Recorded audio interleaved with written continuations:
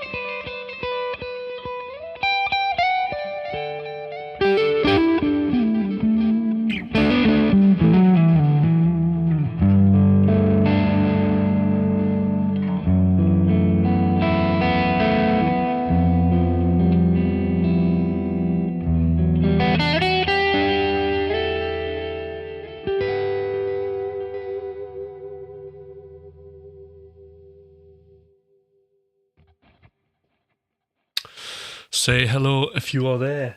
It's quite lonely here, as I always say. In my room, on my own. No one to talk to. Never mind. Just remove the phone. So yeah, I'm just sorting my live rig out today. That's what that's what's happening now. Here we are. There's people here. Right, the Chicago timer can't stay long. That's fine. There's Graham. Good morning.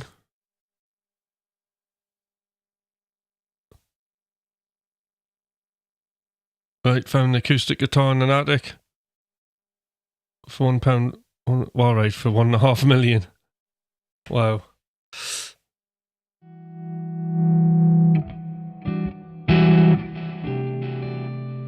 It's a lot of money for a guitar. Wonder if it plays nice.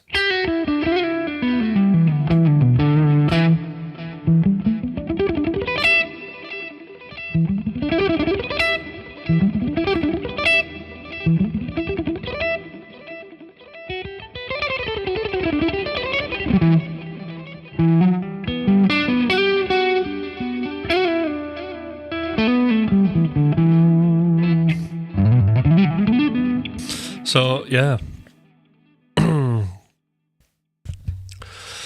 So how's everybody's week been going? My last couple of weeks have been quite eventful. Doing another video, making another video hopefully this week.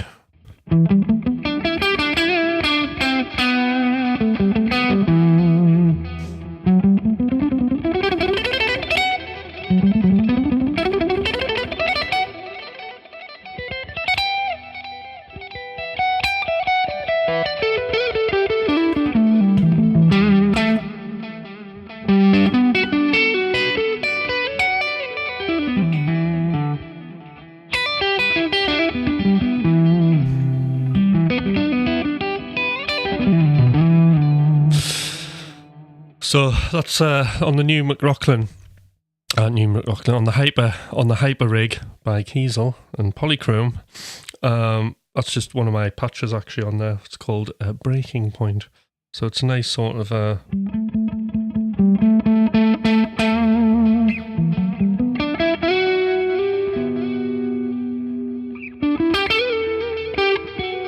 quite a nice dynamic, clean edge of breakup sound.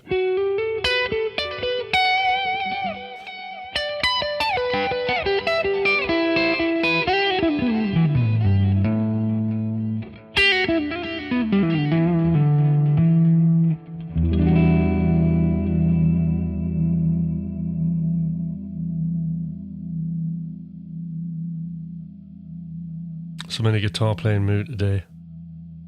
Oh, there's Joseph. Hi, Joseph. Yeah, we're doing some guitar playing today for a change.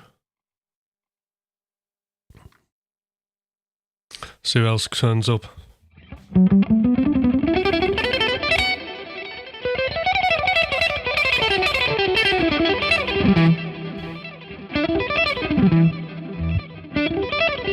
Get that picking dialed in.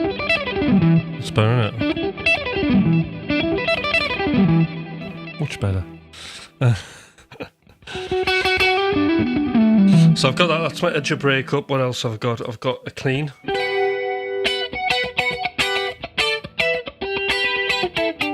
Just like the funk thing creeps in, doesn't it?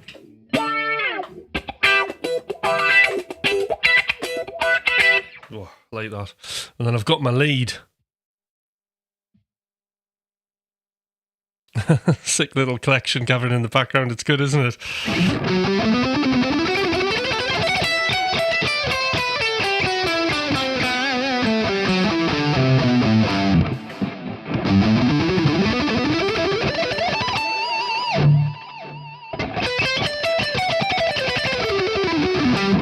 And then that is my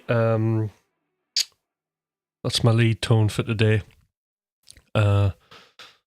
which is also one of my presets. I think on the Hyperrig.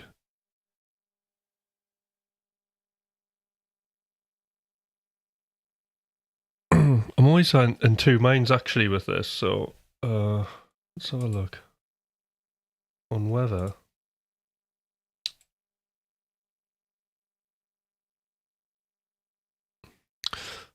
I should have the mid boost in or not. Oops.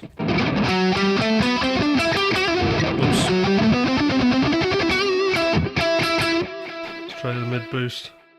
Yeah, it's a little bit.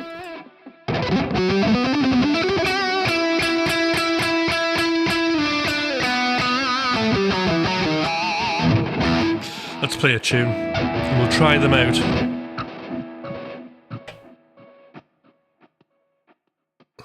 That's the plan.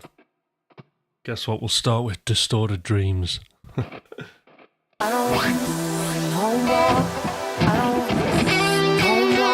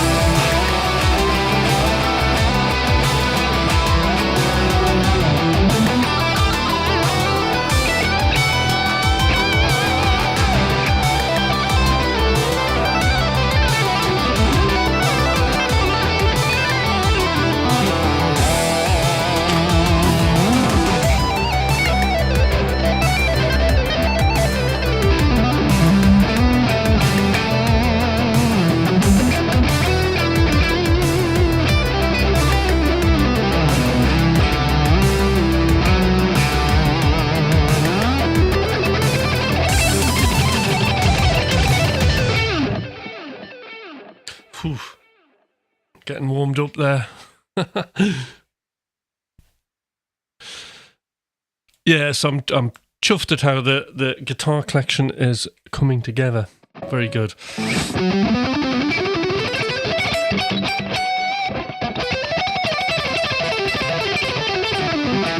So I've been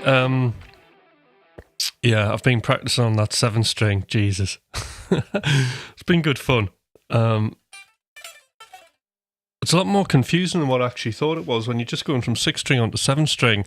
Like, I keep thinking that the 7-string's a 6-string for some weird reason and all my scale shapes are wrong. But I've just been mentally training my brain out of that, and it's been good because I've had to go back and practice lots of boring scales that I don't really want to practice. Like that, you know.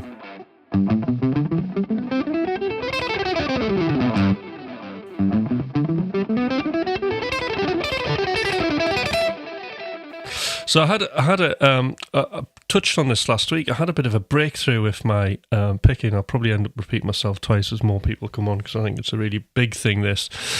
And how many people are watching? Oh, we've got 7 on.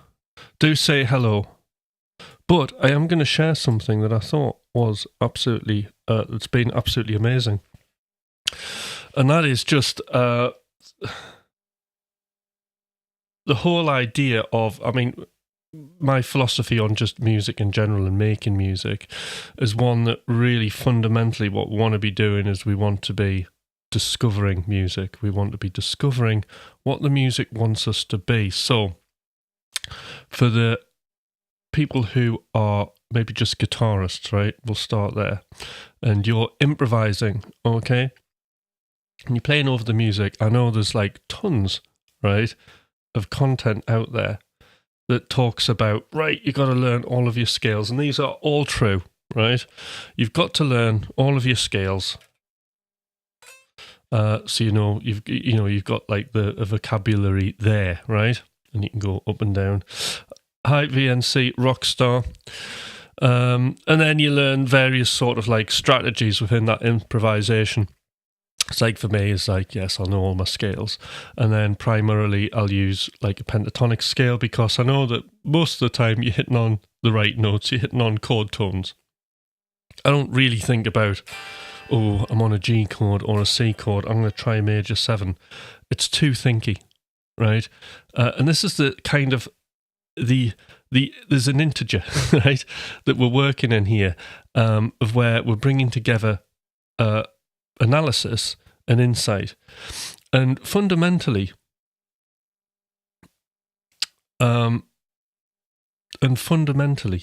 okay, we want to be insightful, so we need to program our brains with all this kind of information. That analysis side of learning scales, learn the pentatonic scale, and actually I think pentatonic scale and then hexatonic note, which would be adding the 9th. So if we're adding in sort of like an F, if we're in E, we're adding an F sharp in. So here's your pentatonic. Might just do a little thing. There's my guitar. So we've got like the pentatonic here, and all we're doing is adding that F sharp in. Okay, is the idea, right? So there's a bit of an analytical framework, but fundamentally, what is happening in the insightful world is that we want to be discovering the music, okay?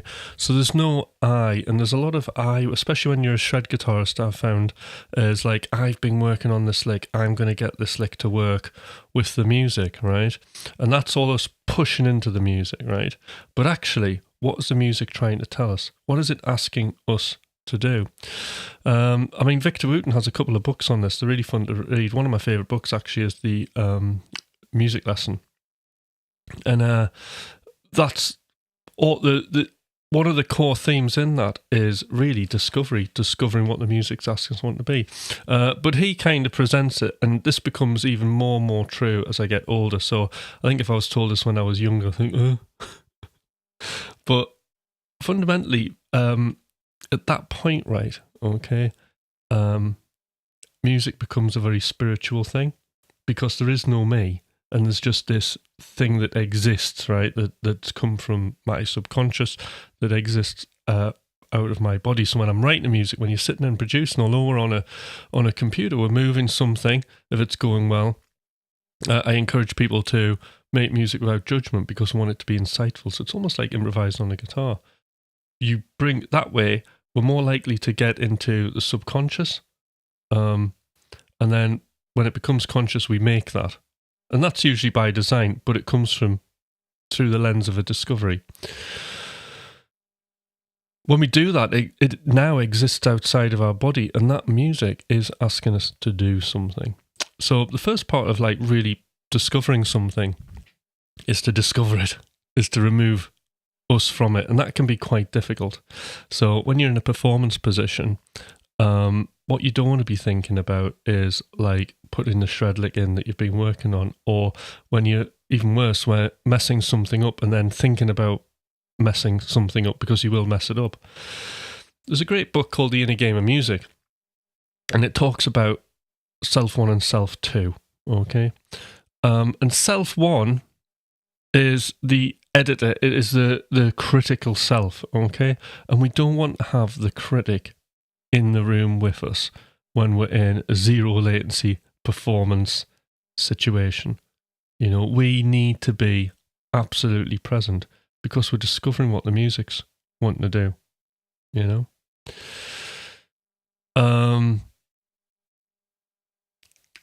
It's like that whole flow thing, you know, if you're about to crash your car, right? You don't want to be having a conversation, you're just completely like focused on actually getting through whatever the hazard is.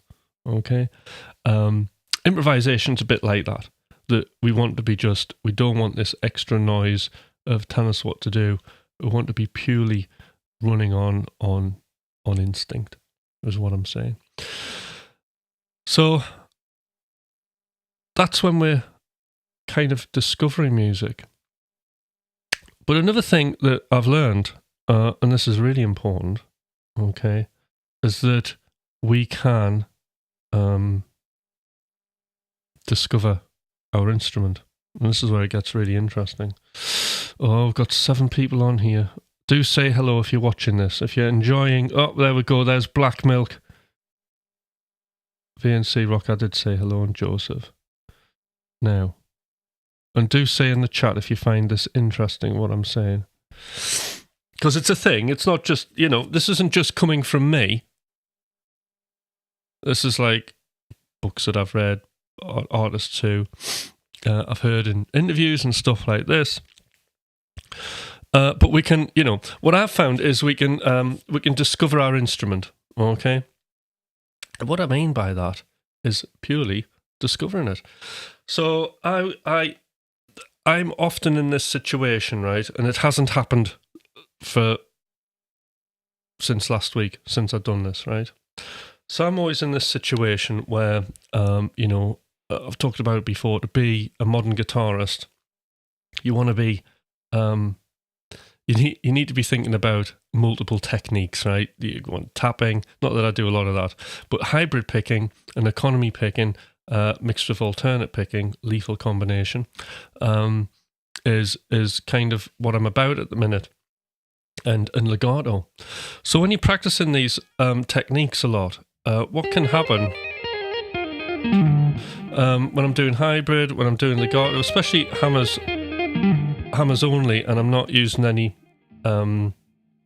like wrist, what I find is it all locks up and it gets tense, or my hand position, if I'm doing hybrid picking for a while, is slightly different to where I'm economy picking.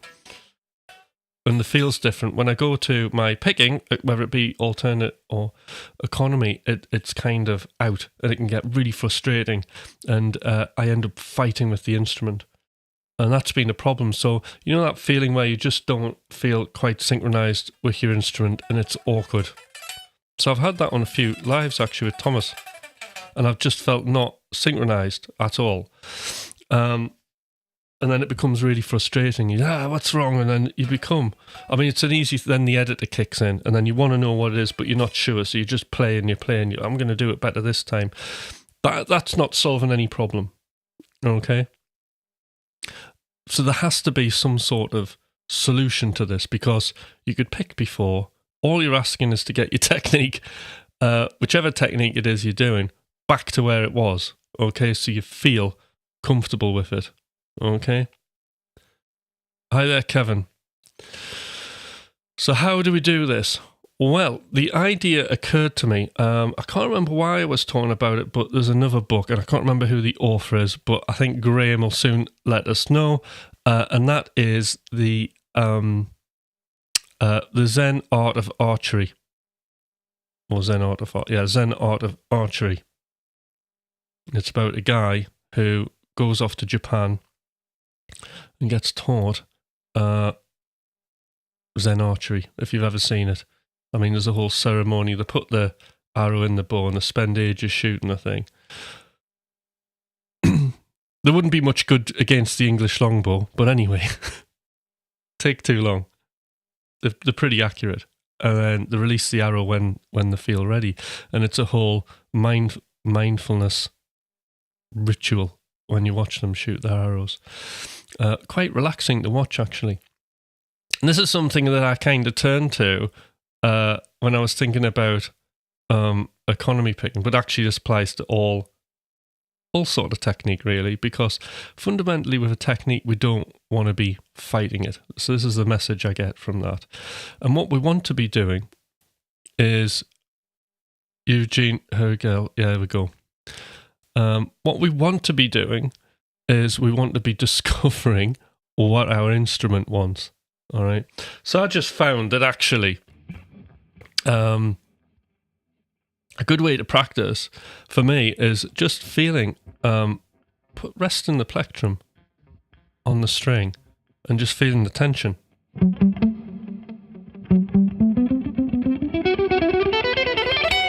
And then just feeling how relaxed, this picking hand can be. And we're using all of our senses.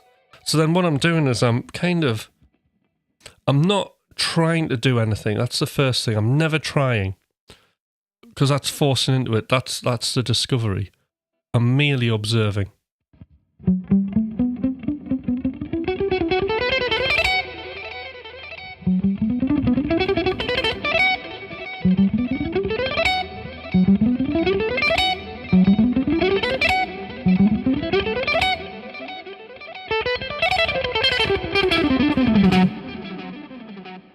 And then I can pretty much get the technique back very, very rapidly, just by purely through this discovery.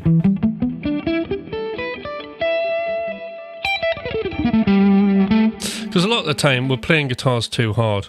And this is like something that will also creep up. So this is like part of my practice routine, or, if you call it practice, what I do. But it's part of a setup, really. It's just, rather than crashing in, it's just reminding ourselves what the guitar wants. Because what it doesn't want is just to be beaten up, right, with a plectrum and your fingers. So when we're doing like hammers only, right, if I'm doing something like that, I don't need to be putting in loads of force onto that fretboard.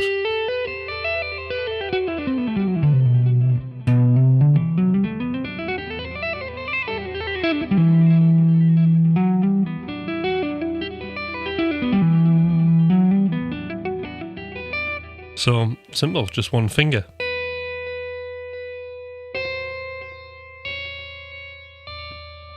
I mean, a great exercise for this whole thing is this. Just doing a major third here.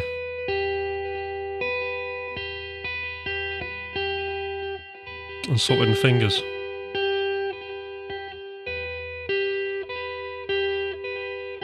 And then just, going back and forward with that, and just remind yourself about how much pressure that actually needs. Especially with the picking, okay? We don't need to be... Well, actually, you can pick really hard if you want, right? As a thing. But we don't need to pick really hard by using tons and tons of energy. There are actually techniques which we can use. Like, I can literally pick so hard on this guitar, I could rip the strings off it, right? And that's through economy picking. And I was always under the impression that, like, with economy picking, it was kind of this mid-range between legato and regular alternate picking, but it's not. You know, you can get a huge amount of dynamic range.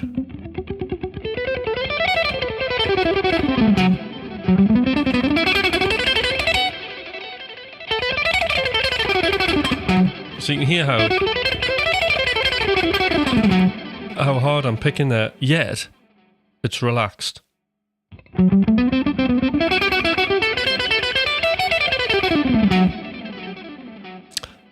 So how am I doing that? Again, it's pick displacement. I'm pushing at the string, so I'm feeling the tension. And planting. Reducing the amount that the pick moves, right? Oh, the one person, how you doing? Just talking about bit of guitar and stuff like that. Do me a favour, like, obviously, like, follow me on Twitch if you want, because, like, I'm dual screaming at the minute, but if you could come over to YouTube and just hit the subscribe button, that would be really helping me out, actually, because I'm really trying to build the YouTube channel, and one of my goals is to try and monetize the thing, so I can get a little bit of something back for doing my live streams and content and things. So that would be great if you could do that. That one person, that would be amazing.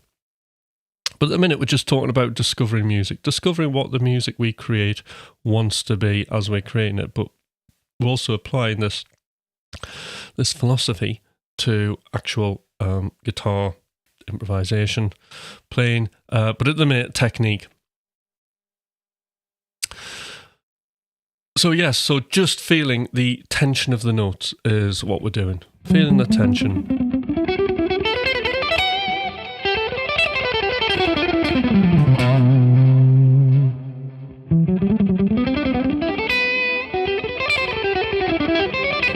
And that seems to work. Beautifully. And, you know, I'm quite happy going between techniques, you know.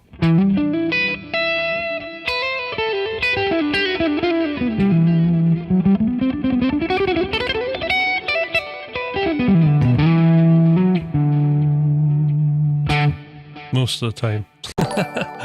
That one person, thank you. That's very kind.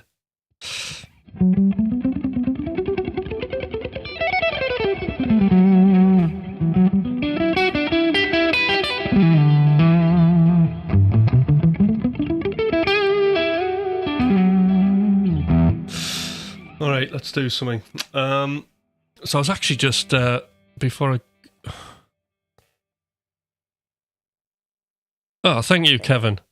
Gosh, the way that you just make it flow is just remarkable. Yeah. So I think, like, the other thing, yeah, it's all economy emotion, isn't it? I don't want to spend too much effort playing guitar, though my hands are a bit cold, because it's cold in my basement, despite being kind of summer. I'm all into that kind of economy emotion. Obviously, there's the analytical side of it, and certain things that you have to do, like keeping your fingers nice and close to the string, keeping your fingers bent, using the tips of your fingers, finding the optimal sweet spot for each finger to hit. And you find that, like, your hammers only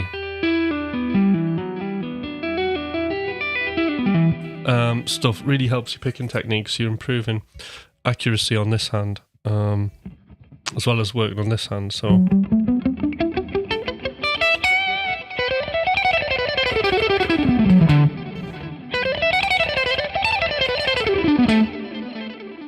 So you can get stuff like that going. Like, it's incredibly complicated. I mean, this is like something, you know, I suggest everybody should do, have a go at, like, economy picking, because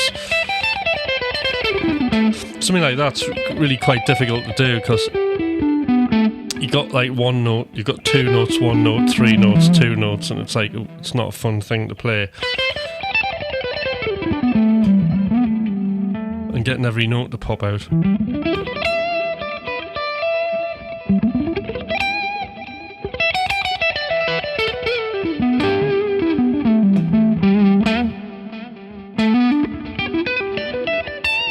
Yeah.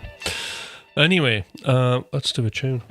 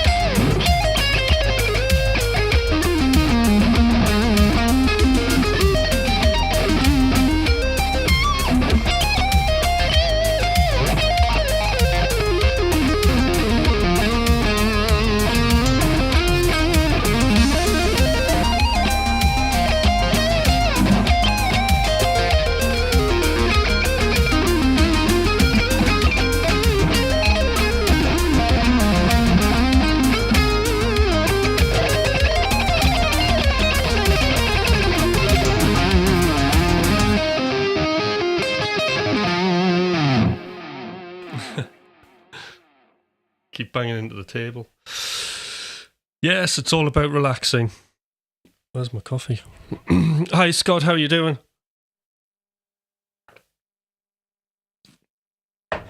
Right, what other things have I got?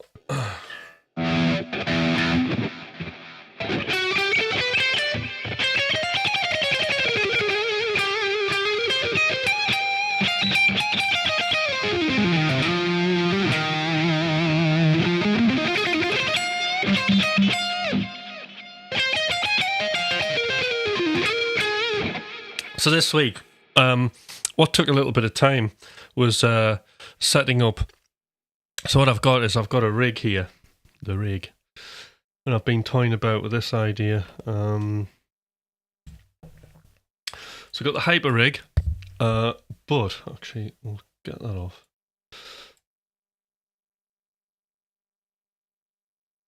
So this is my Ableton channel, and what I've got is I've got both nested in a group track. So I've got my Kiesel rig and I've got my McLaughlin suite. And what I can do is I can just switch between the two. But at the minute, because I've got it all just in one sort of rack, on one set of pedals, I've only got 6 pedals here. What it allows me is to change between the two. So on the Hyperrig, get Hyperrig there, and then we'll get McLaughlin set up. There we go. So you can see the two, and you can see the patches change. So if we look at Hyperrig here, you can see that's changing. I've got 3 presets on there, and then on this one we've got Alive, Wide, Maxo, and Magic Crystal. So that's my presets at the minute. And super easy to set up, really. I'm not keen on the wideness of that, to be fair. So I think I might just change it. Let's go to MIDI map.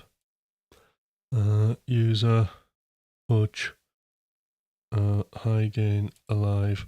Right, and then that is it, done. Push my button. Alive's there now. So yeah, that's what I've been working on. And that's with like the MIDI controller I'm using is the MC6 by Morningstar.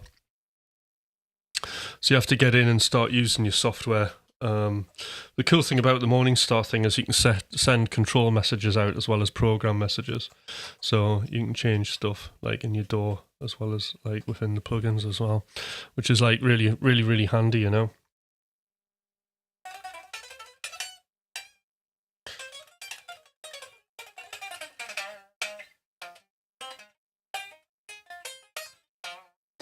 Yeah, what was I going to do?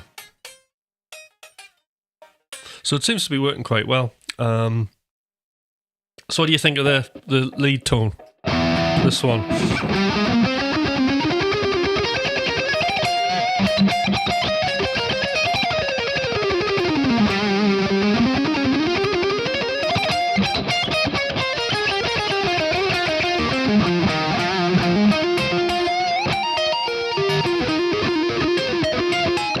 Sounds killer. Cool. Yeah, so that's been something. I spend a bit more time working on my tones these days, to be fair. So that one, like, yeah.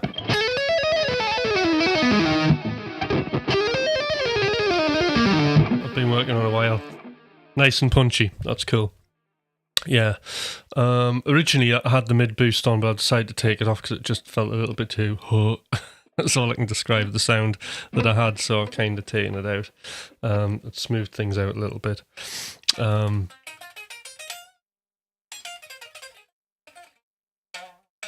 So if you, what was I going to say? Can't remember. Oh, we're talking about discovery, weren't we? Which actually wasn't really about what this was going to be about in the first place. I've just ended up.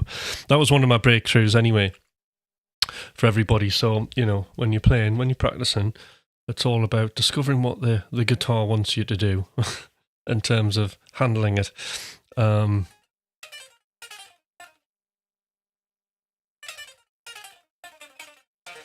have a Blackstar MIDI controller. Does it need to be set to channel 1 to make it work with Ableton? Yeah, so yes, I think it should. I think by default it's probably doing that, and then you're just using program changes from what I remember.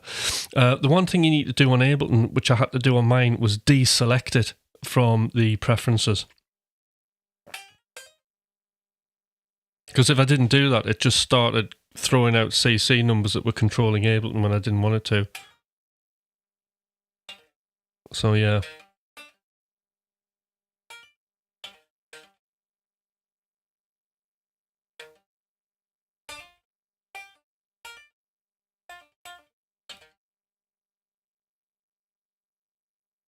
Okay.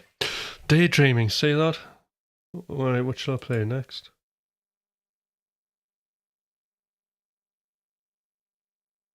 Don't know what to play next. Oh, I know what we'll do. Let me just have a look. I'll add it in down here.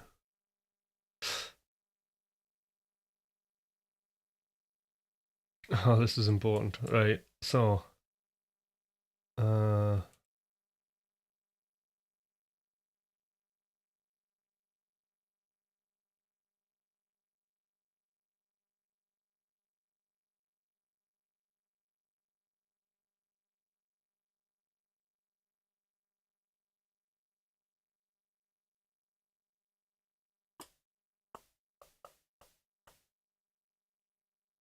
Could be that.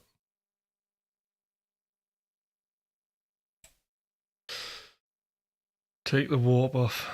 See if this is it.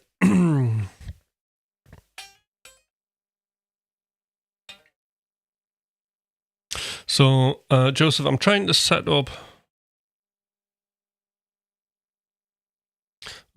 my foot controller to change plugin presets like you and Thomas do enable. And yeah, so what I remember, right, because mine's in the box, right? So what it is you're doing a similar thing. You kind of just, when we get, because I haven't set it up for a while in that, but basically what you're doing, in whatever plugin you're in, let's do this in Hyperrig. You just go to your MIDI and you just create one of these, and then you want to set this to program change. So if you have program change, if you have program changes on the Blackstar, which I'm sure you do, you just have program change here, and then you have, so it'll default to PC 0. Just make sure that matches on your pedal board, and you're using channel 1 all the way down. So channel 1 PC 0, then the next one will be PC, like this one, 2, PC 3, etc. for all however many pedals you're using, and then you're just selecting your presets in there, and that should work.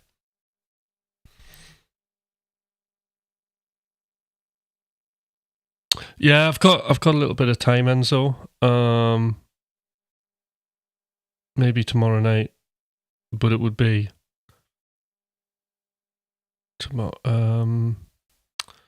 Might be tomorrow night, Sunday or Sunday. I'll message you, right?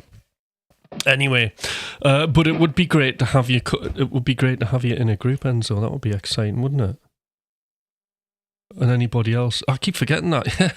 I'm a music coach, aren't I? Yeah. So very important, right?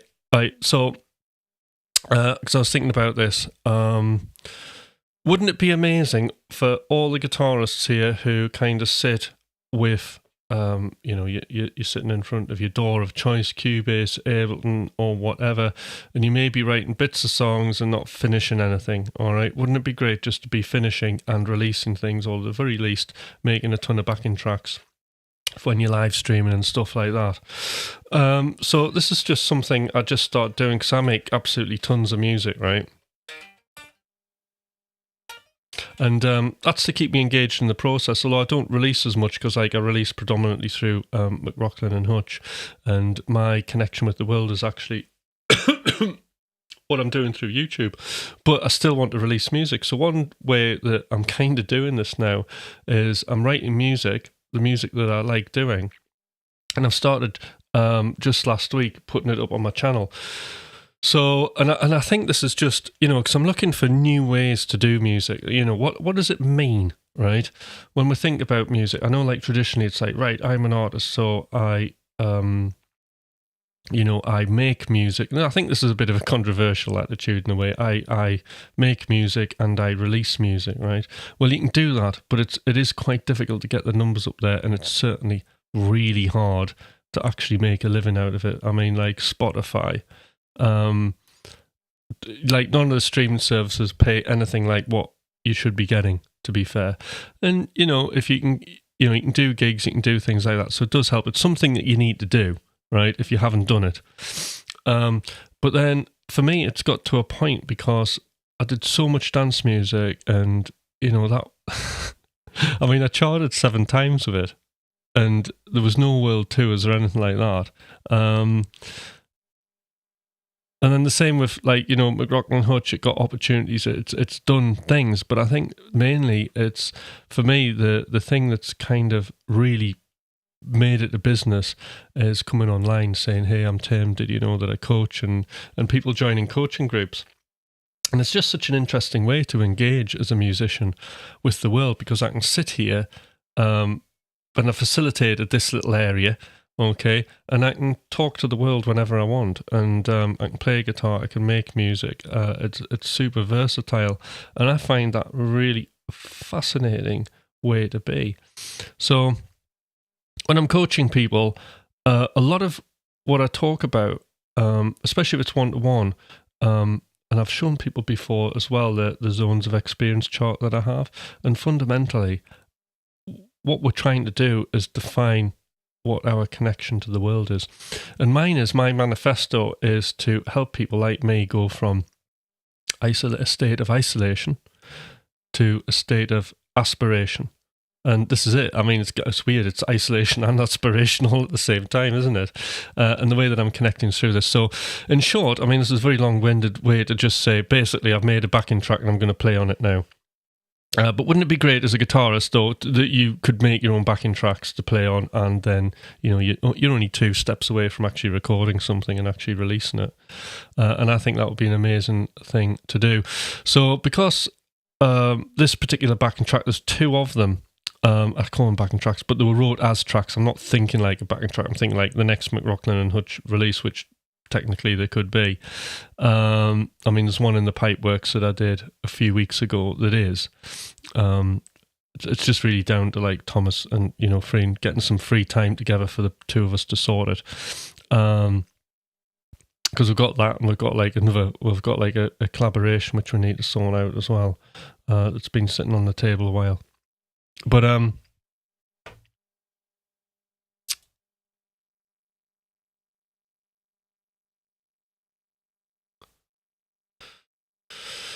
so yeah, just being able to write your own backing tracks would be like an amazing thing. So I am here to help you do that. So I do have at the moment 2, potentially 3 coaching groups, but there are 2 coaching groups to join for doing this. And it costs, right, $237 a month, right?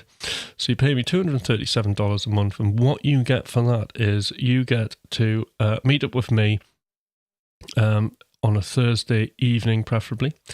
And on a Thursday evening, 8 to 10 p.m., what we're going to do is we go through various creative exercises that will give you massive insight into your creative potential, and will supercharge you to go off and just be an absolute music writing machine. Coaching people and me being coached has been the most powerful thing I've ever experienced in my life. It's the thing that like absolutely propelled me from being a confused mess, right? Which we go through. I mean, there was times that when I was younger, I was certain, and then you get older and so you wobble all over the place, and then you're certain again. But to get like a level of consistency, coaching has been the thing that's done that for me, and I highly recommend it.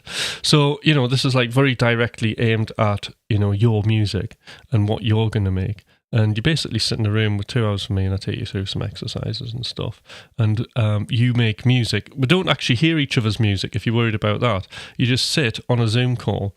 You see everybody, and basically you're making music, they're making music, okay? And I'll take you through some stuff, and we'll just see what the results are at the end. And the session will usually start with, it's a group of about 4 people. And I'll start the session off asking you what your wins, problems, and opportunities were, and I'll do very brief coaching. We'll get straight into what we're doing, do the exercises, and then I'll ask you for some feedback at the end, wins, problems, and opportunities, and then we just course correct, and off you go for the week, and you just then practice making tons of music. Now, the only time you need really to make music is, if you've got it, is 45 minutes a day, and that is it. If you've got 45 minutes a day, it's all good. Half an hour, great. So it's all about that. And $237 a month. It's like cheaper. It's cheaper than your probably guitar teacher down the road kind of thing, But you're in a group, so. And then the other thing, right, which is really important. Look, because coaching's not always what you expected happen, right? Now, this has never happened yet, but if you were to pay me, right, and you freak out and you crack up, I can't do it, I'm not ready for this, I'll just give you your money back.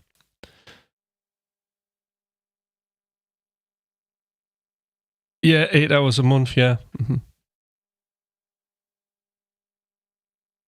But like, that's the thing. I mean, if you're sitting, I wish I could write music, or even worse, you've got the ability to write music and you're just frozen and you're like, oh God, Why can't I do it? Oh, the will's drained out of me.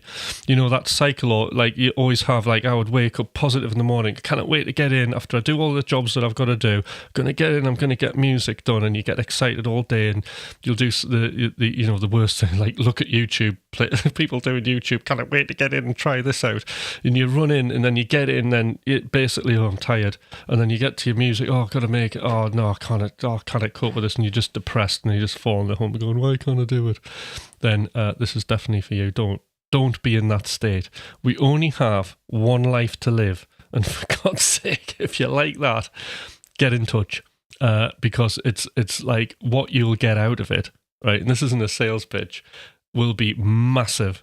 I can guarantee it, and it'll improve every area of your life, because you'll be doing the music you want, and you'll not be snappy at the missus. Leave me alone. I'm an artist. That's what I was like.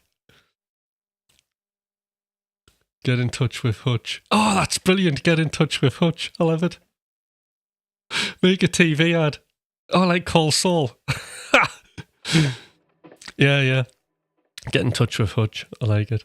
And then in brief, because there's confusion about coaching, right? So teaching, when you're teaching, you are, and sometimes I do teach, right? If there's a skill deficit, I'll help with that. But the problem is like people get stuck on skills, so I try to get away from it. Right? It's my life story, you see, Enzo, so just get moving. What was I going to say? Oh, God, isn't it awful? Yeah, right, so what we've got to remember is one, okay? Teaching is, you want this skill, I'm going to teach you this skill, and then you just open the head up, and then you dump the information and shut it and get them to practice it a few times. Right, you're done. Right? Well, that's got nothing about like making a connection to the world. Consultancy, right? Consultancy is the one probably that gets mixed up with coaching. Like, so you'll get like, oh, I have insider knowledge. I'll tell you what to wear. I'll tell you to do this. I'll tell you who to go to. I'll give you a strategy plan, right? That will work as long as you do it. Well, that's not going to work, right? Because I've been down that route, and I've seen so many people who've done this, right, and it's never worked, simply because somebody else, they're consulting you, they're giving you good information, except they're making a strategy plan now for you to follow that you haven't made. So you get all excited, all right, I'm going to do it, this is the answer, I have got a silver bullet, and it doesn't work like that, because things have to be flexible, especially in the music industry. It's super dynamic, you know. Your playing has to be dynamic. The world around you is dynamic, and there just isn't a rigid one-line fix where you can just go straight up it. The skill is to be proactive all the way and reactive at the same time. So you're moving and dodging. Oh, that didn't work. I need to go over here, and have the energy and flexibility to do that. That's the thing. That's why, I'm focusing on this and not doing other things, is because I think, right, this is an interesting area. I want to explore this. But it's having the flexibility and energy to do that, rather than like drilling away and hitting the same thing that doesn't work, right? The other thing is, because you haven't made the strategy plan with a kind of consultancy approach yourself, you'll tend to fall off, and then you'll not know how to get back on. Coaching's completely different.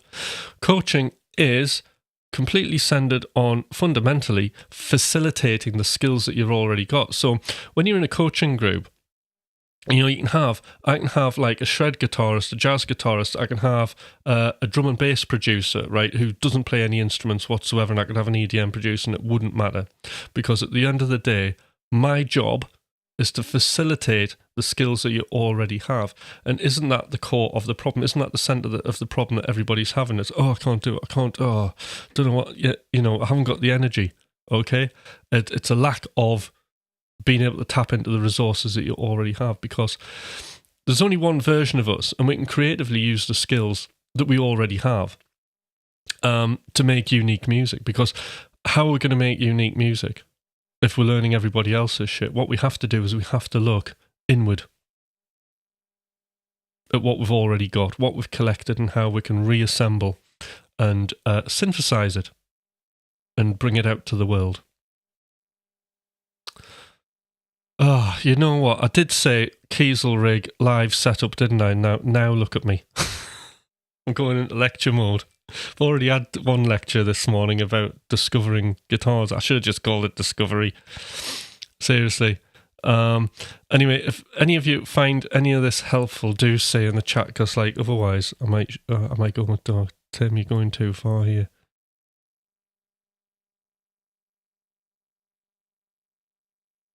How many hours a day would you recommend if you had endless time besides the sky's the limit? Well, I would just sit and do music for as long as I was. So when I get sick of it, I'd stop. That's it. I wouldn't go, right, I have to do 8 hours a day. I would never do that. But I think fundamentally, most of my heavy lift's done in the morning. So, I mean, like a couple of hours studio time in the morning as soon as you get up is great. If you're writing music, I go with flow. So, you know, you're in and out of flow states. And the thing about flow states is that you can chain that flow state as many times as you want. So some people use like Pomodoro timers. You know, you'll time 25 minutes or an hour. So I've seen that. My missus, she's doing this kind of coaching group thing at the minute where it's all about productivity and the time an hour and a half, 5 minute or a 10-minute break? 10-minute break. And they just go hell for leather. So the cool thing about that is you're trying to find your focus and you're trying to get into flow. And actually, when you study flow, one of the conditions of flow is time dilation, and you can use that as a condition to enter flow as well. So timing yourself and trying to beat the clock's really good. So chaining flow events, a couple of those, I would say I can be in flow for 1.5 hours is probably my max. And I do hear that like this is quite a common sort of time. And then when I'm out of it, I'm ready to kind of come away and do something else, you know. So that's that. And then you've got like all, you know, when we're talking about being a musician, there's all the other things that you do. So there'll be coaching that I've got to prepare for. There'll be one-to-one sessions that I have to prepare for. There'll be live sort of maintaining and developing this. So there's all these like other little jobs that you end up doing that will appear that you have to find time slots for. But the main thing is there isn't really a time. But I would say the important thing is not to make you sick of what you're doing. And you've always got to change it up. I mean, one of the things... Joseph, right, yeah. So, got right. Yeah, interesting. She was desperate to come back into music. So we met because my missus had a record deal. She was signed to a very sort of... what was it? She was signed to a well-known British new wave heavy metal label, except she didn't do heavy metal. She did like rock, indie. And I joined a band when I came back from being a rock star in Turkey, and that was a long time ago. We've been together ever since.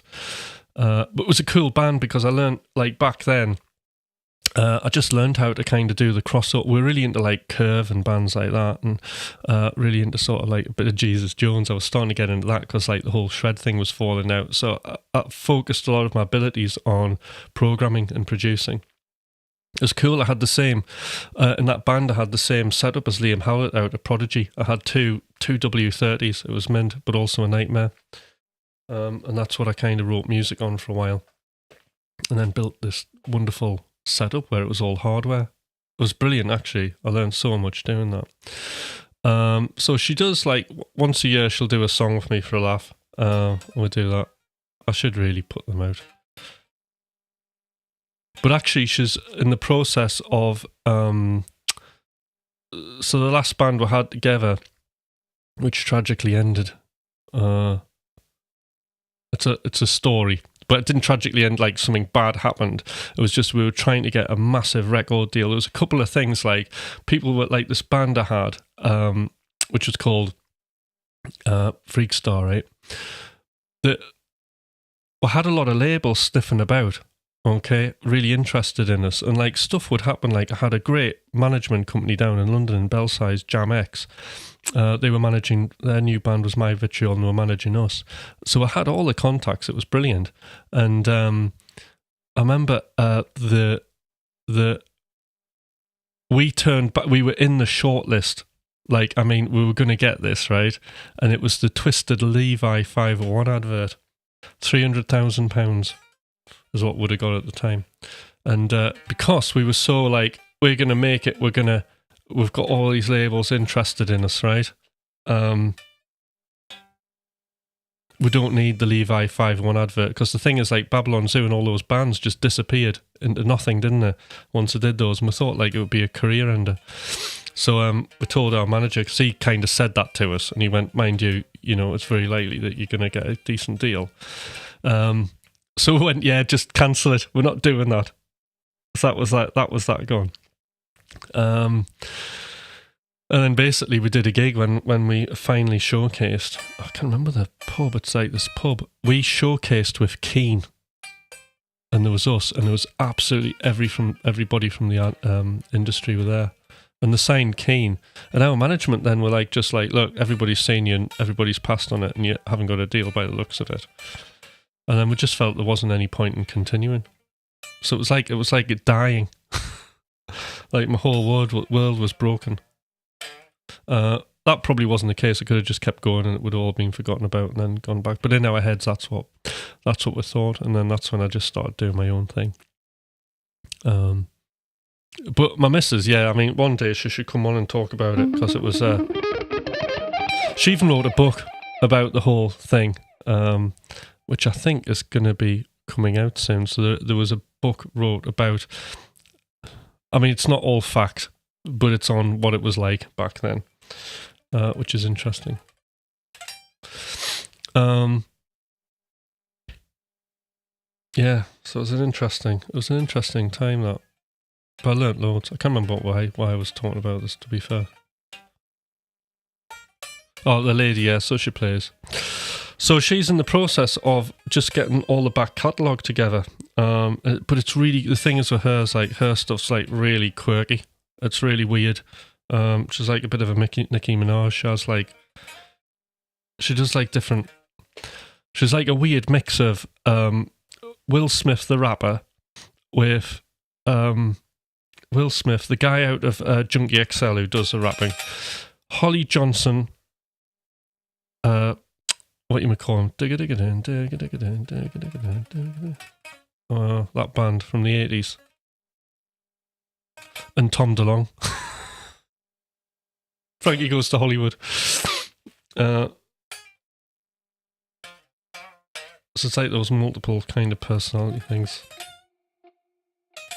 Anyway, I'm probably talking too much,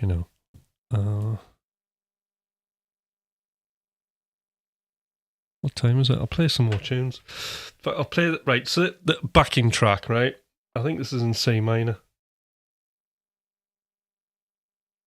So you could be making something like this. Now, I made this, right, it was done in 2 sessions almost.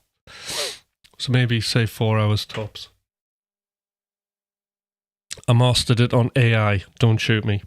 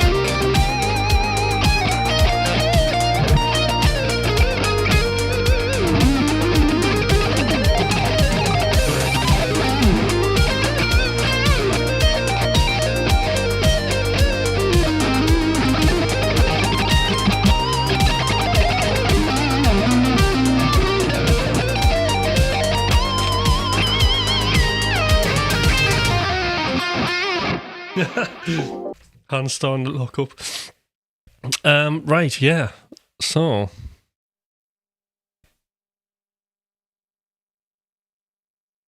That was the breast guard.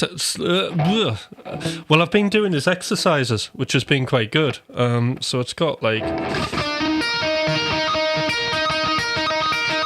I'll tell you what, I'll just run the track again. We'll do some more. In fact, no, let's have a look.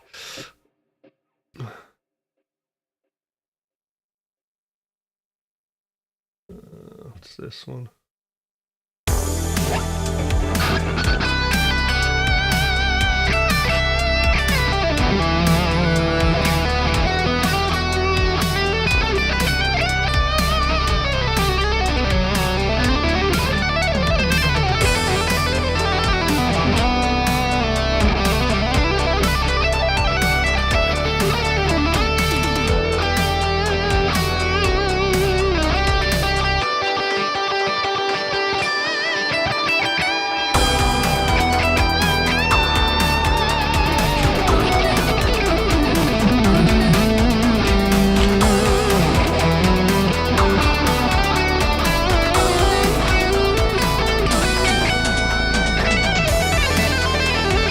Oh, there's Holland.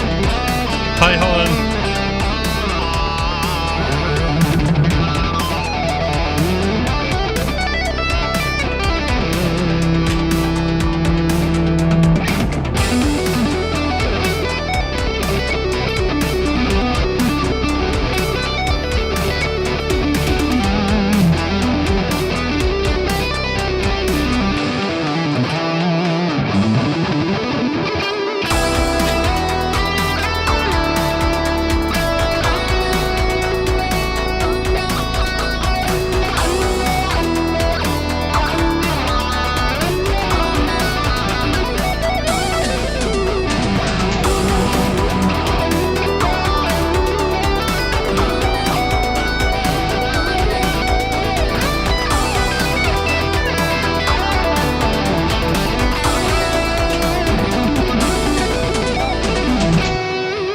Yeah, so.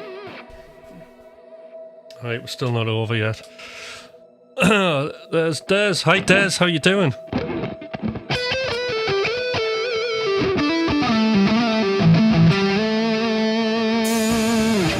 I'm using an actual Wawa.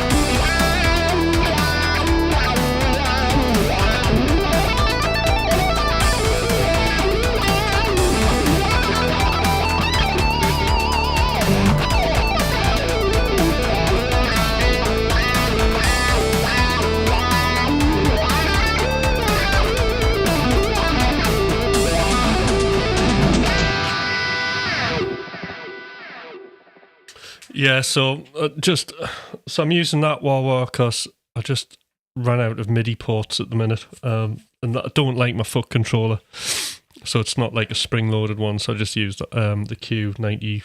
What's it? Q95, which I really like. So I need to get like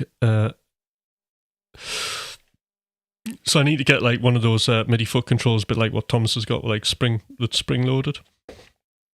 I also want one that's a rocking one as well, that has a midpoint in it so I can control filters. Was another thing I was wanting to do.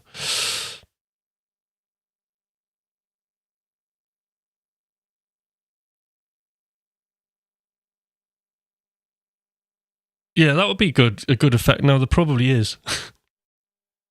You can probably knock something up. I'll have a think on that, Gramps. So what could it be? It's on the tip of my tongue.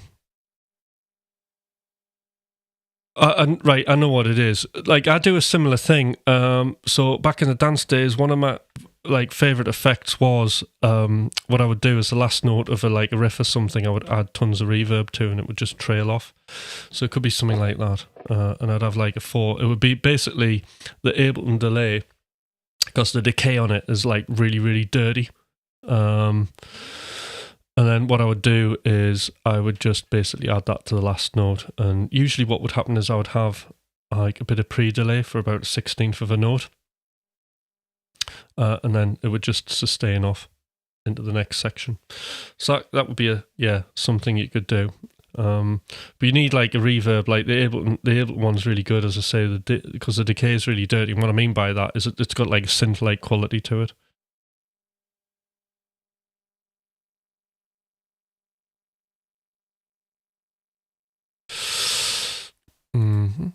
Yeah, been recording so much, I've been using neural plugins. Right, so my opinion is the Morningstar's the best stuff because it's really, really versatile. So there's a bit of a learning curve you using it, but the Morningstar's stuff's great. I mean, I have a whole thing set up on it where I can almost use Ableton as a looper.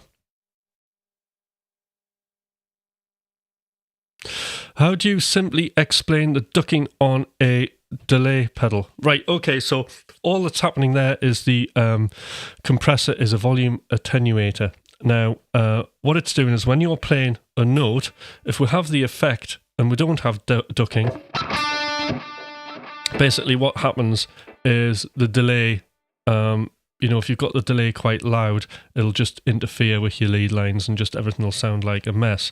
What the ducking does is when you play a note, it turns the delay down. And then when you stop playing a note, the note comes up. And that's it. It's a sidechain effect, basically. I mean, this all started sort of on radio. This is where music producers picked it up on.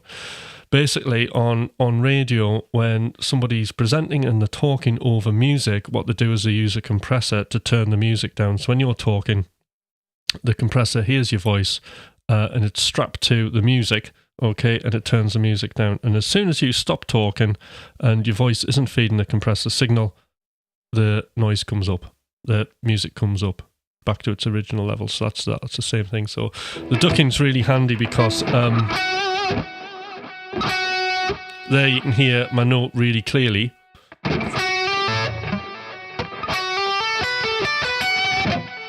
Then you can hear it come up in volume.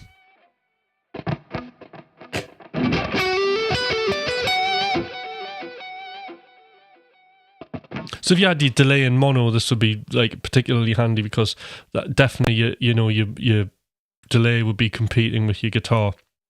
Not so bad if you're using wide stereo stuff, because you still got your guitar center tone, but still desirable.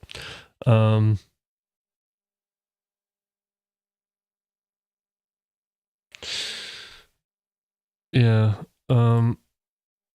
Must have had a lot of noise, so I can hear the delay when I turn up the ducking.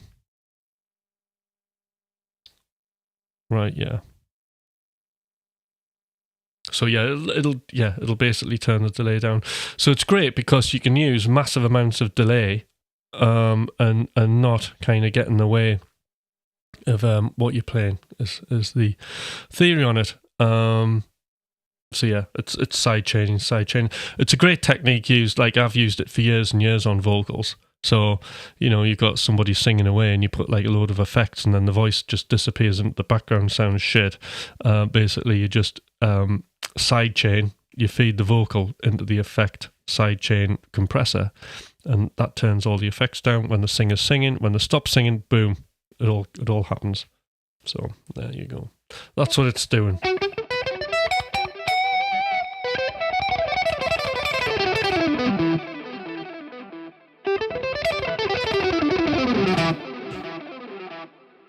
Okay.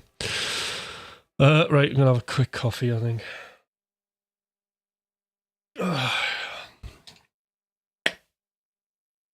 So it was going to be me working on my live stuff today, but I ended up digressing and talking about other things. So those of you who've come on late, I've just talked about my the way. Basically, when you're playing multiple techniques, if I'm doing a lot of like hammers from nowhere practice, a lot of like hybrid picking practice, I notice my picking turns to shit. So there's a very mindful way that 100% works so far of instantly getting it back. So you'll have to watch this video, but I am going to do a YouTube video thing on content on this because A, it's not usually what people will be talking about, and it's B, sort of my own sort of like weirdness that I've discovered through reading various stuff like In a Game of Music and Zen Art of Archery, believe it or not.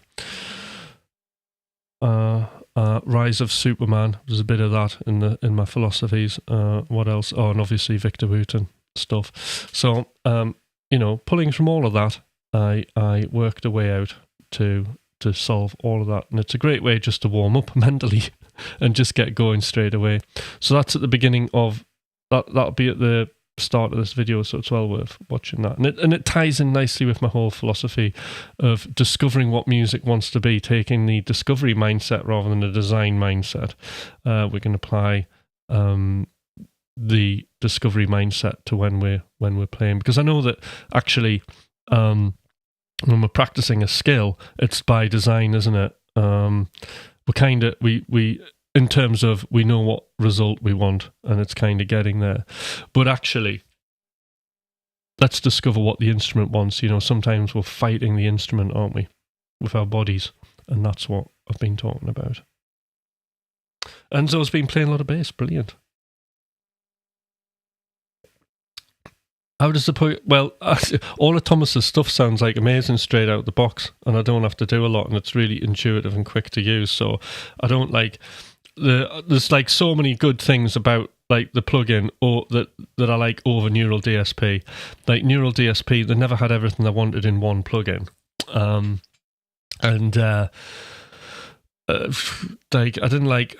I didn't even like the design in the end when they're doing like artists like plugins, and like you'd get John Pronchucci's like plugin, and his was like Star Wars. It was all just getting like, when you're like a little kid and your parents make you a birthday cake, and it's like you were into a skateboard, so they'd get like a skateboard birthday cake. It's just getting like that with the plugins, and I just then looking at their plugin and I think like, at the end of the day, it's an archetype. I've got their sound, but I'm not really that bothered. What about me?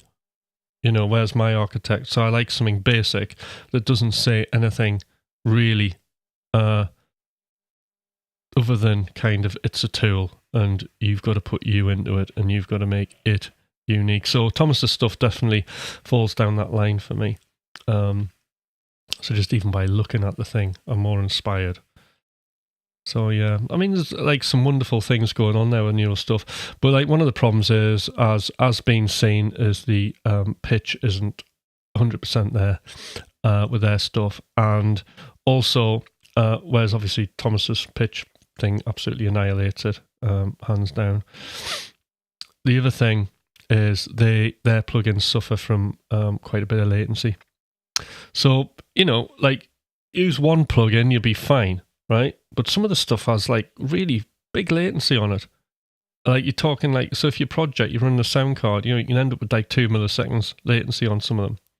So if you're running a project like I'm at 128 milliseconds, right, and I'm on a pretty fast computer, that gives me a round trip of just under 7 milliseconds.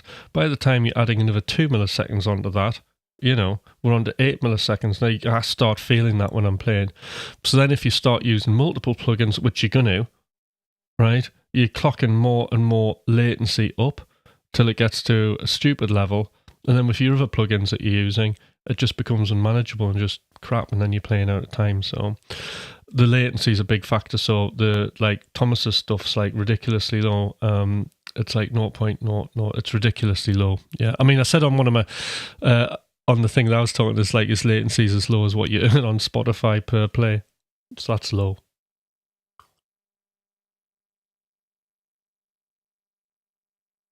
Yeah, so I think like with the Tim Henson pitch thing, I think it's like what I'd put that down to is character. I use it for certain things, or I have done in the past. I love doing like house type one finger chords. So I'm not bothered about the quality of it. I'm not bothered whether my guitar is left sounding like a guitar. So it's really good like that. I think the other thing you got to understand about Tim Henson is when he does his lead, like in an interview, he likes just to do one sort of line of lead and then he'll just copy it and then add effects and do things. So he's not bothered about artifacts because like some of his techniques are like pitching stuff up an octave or a fifth on Ableton and just allowing and like having it like hashed so the effect bit's wide, and then because it's been sort of time stretched and pitched up, it has tons of artifacts, and that's part of his sound. Yeah. It's fucking ridiculous, isn't it? I get so pissed off at it. I do. Like, I just think, like, what's the point? There is a point to express myself, to leave a legacy. That's what the point is. At least my daughter can have something to listen to when I'm dead. Oh, that's a grim thought, isn't it? But anyway, so then I was talking about music. Yeah, so my missus is getting all of her back catalogue together and has been forcing me to like upload it at the minute. She wants everything on SoundCloud so she can see it. So she's been making AI art. I've been getting kicked off here. She's been making like AI art for all of her tracks. And then been uploading this stuff that we did, like God knows, like back in some of it's like from 1998. So it'd be interesting to think what you guys think of it. I think you'd hate it. There's no guitar shred.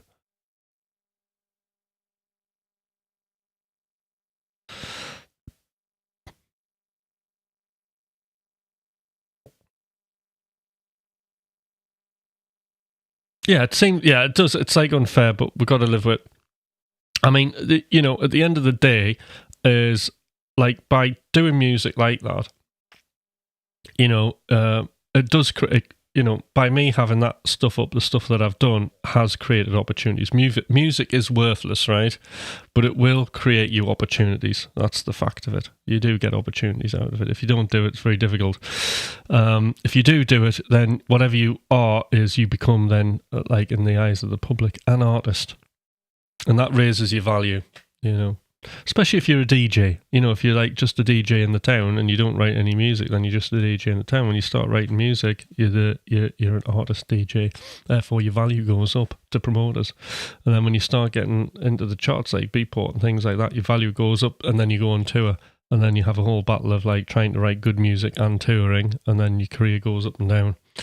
It's incredibly stressful. They earn the money a lot of the times. Which is why they have ghostwriters, isn't it? Some of them, because they're just so stressed.